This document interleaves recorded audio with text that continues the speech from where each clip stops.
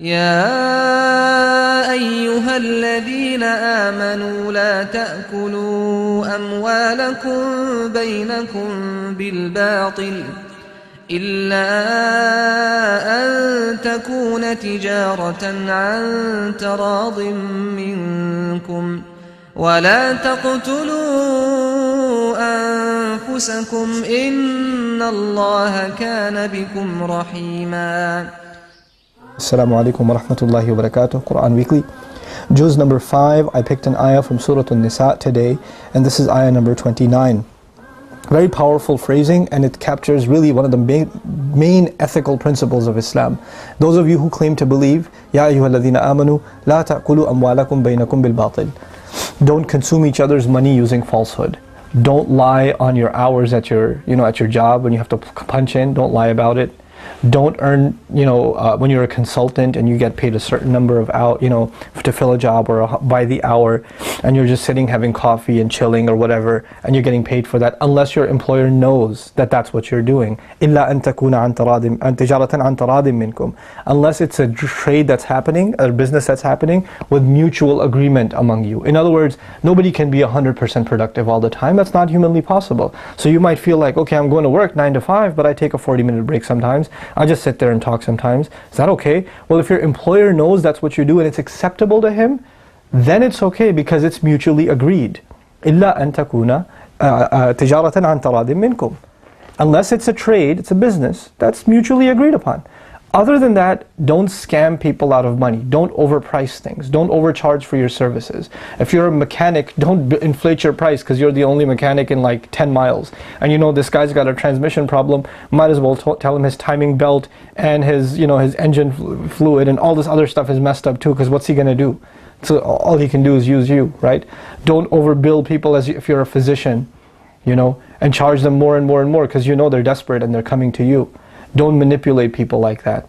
So don't eat people's money using falsehood. Also, tarad means that both parties are agreeing to the service or the product that's being exchanged. So if you know something about what you're selling or something about the service that you're providing, fine print if you will, that you know that your customer or your employer is not aware of, they need to be aware of it.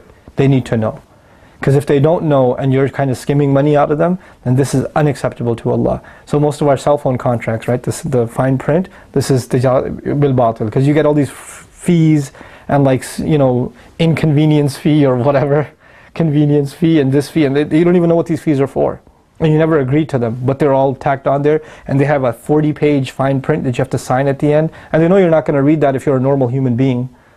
So, that's how they get away with these kinds of false agreements. We, Muslims, when we go into business or professional agreements or employment, we cannot consume money based on falsehood. We cannot eat people's money. And it's not just about employees with employers, it's employers with employees too, and that's what I'll end with. That employers, decide to pay a certain amount. When you know your employee's working harder and they're doing more, and you're not paying them more as a result, or you're paying some employees more than you're paying other employees for the same exact work because you're giving preferential treatment, this is also falsehood. This isn't right. You can't do that. These are unethical standards, that you pay some the same amount or you pay somebody else more amount even though they're doing the same work. This is you're eating their money because it's no longer your money. The person you underpaid, you just ate their money. And the only way you can get away with that is if they both عن تراضٍ منكم. And finally, if they both agree to it and they're both happy with it. That's the amazing thing in the ayah. You don't just agree with your consumer, because you can get them to agree even if they're not happy. You know how car salespeople get you to agree even if you're not happy and you sign the thing and you regret it later?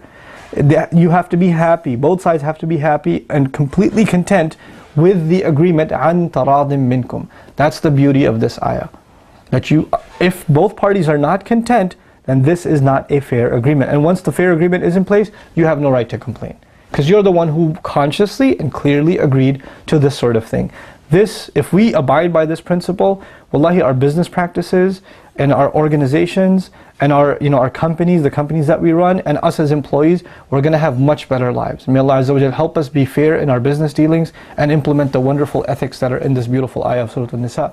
Barakallahu li wa lakum. Assalamu alaikum wa rahmatullahi wa barakatuh.